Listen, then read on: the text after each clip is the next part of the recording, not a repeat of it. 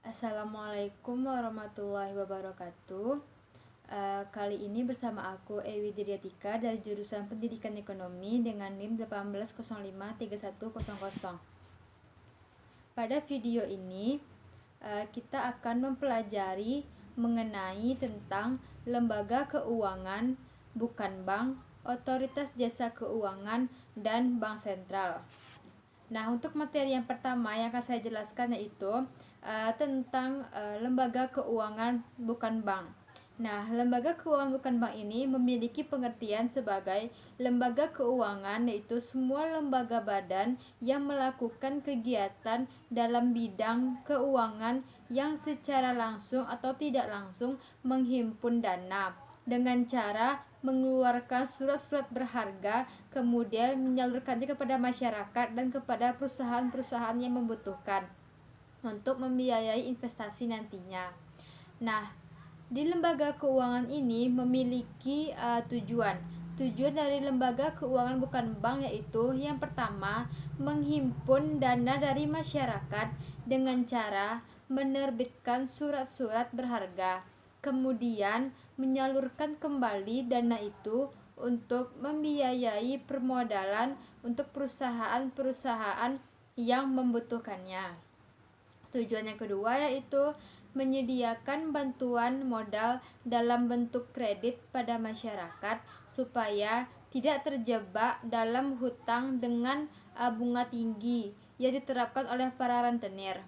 Tujuan yang ketiga yaitu membentuk pemerintah dalam upaya pembangunan di berbagai bidang, berfokus di bidang ekonomi dan juga keuangan.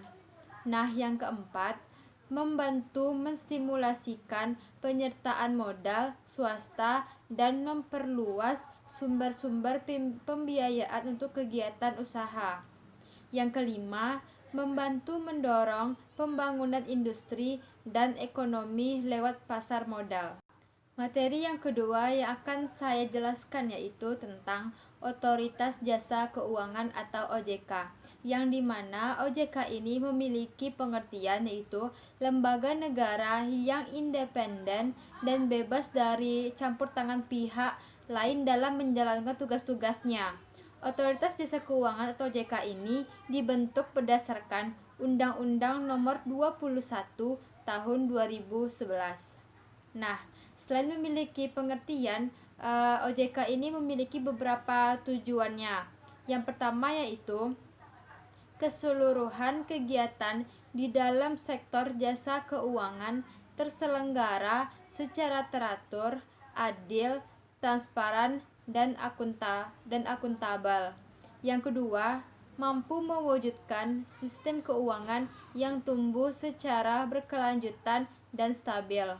Yang ketiga yaitu mampu melindungi kepentingan konsumen masyarakat. Nah, untuk selanjutnya yaitu tugas dari Otoritas Jasa Keuangan. Tugas-tugasnya yaitu melakukan pengaturan kegiatan jasa keuangan di sektor perbankan. Yang kedua, melakukan pengaturan dan pengawasan terhadap kegiatan jasa keuangan di sektor pasar modal. Yang ketiga, melakukan pengaturan dan pengawasan terhadap kegiatan jasa keuangan di sektor lainnya seperti dana pensiun, asuransi, maupun lembaga-lembaga keuangan lainnya. Materi yang terakhir yaitu materi ketiga mengenai tentang bank sentral. Pengertian dari bank sentral itu sendiri merupakan instansi yang bertanggung jawab atas kebijakan moneter di wilayah negara tersebut. Bank sentral merupakan lembaga yang melaksanakan kebijakan publik melalui sektor perbankan guna mempengaruhi variabel ekonomi. Sebagai bank sentral, keuangan publik ini tidak dapat mengedepankan prinsip-prinsip maksimalisasi laba, tetapi menekankan efisiensi guna mendapatkan keuntungan bagi masyarakat yang sebesar-besarnya. Nah, ada beberapa tugas dari bank sentral yaitu sebagai berikut. Yang pertama, menetapkan dan melaksanakan kebijakan moneter. Dari sini bank berhak untuk menetapkan dan melaksanakan kebijakan-kebijakan moneter yang telah dibuat. Yang kedua yaitu mengatur dan menjaga kelancaran sistem pembayaran. Bank sentral berfungsi untuk mengatur atau bertugas untuk mengatur dan menjaga kelancaran dalam sistem pembayaran nantinya yang dilakukan oleh masyarakat. Yang ketiga yaitu mengatur dan mengawasi perbankan. Hal ini bertujuan untuk agar tidak terjadi kesalahan-kesalahan di dalam saat pembayaran nanti atau saat dalam melakukan interaksi keuangan atau transaksi keuangan. Nah, selanjutnya ada kewenangan dari bank sentral, yang dimana kewenangan yang pertama itu kewenangan membuat kebijakan moneter. Yang kedua, kewenangan mengatur sistem pembayaran.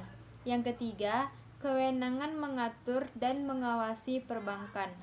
Nah, hanya itu materi pembelajaran yang kita pelajari hari ini. Mohon maaf apabila ada kekurangan. Wassalamualaikum warahmatullahi wabarakatuh.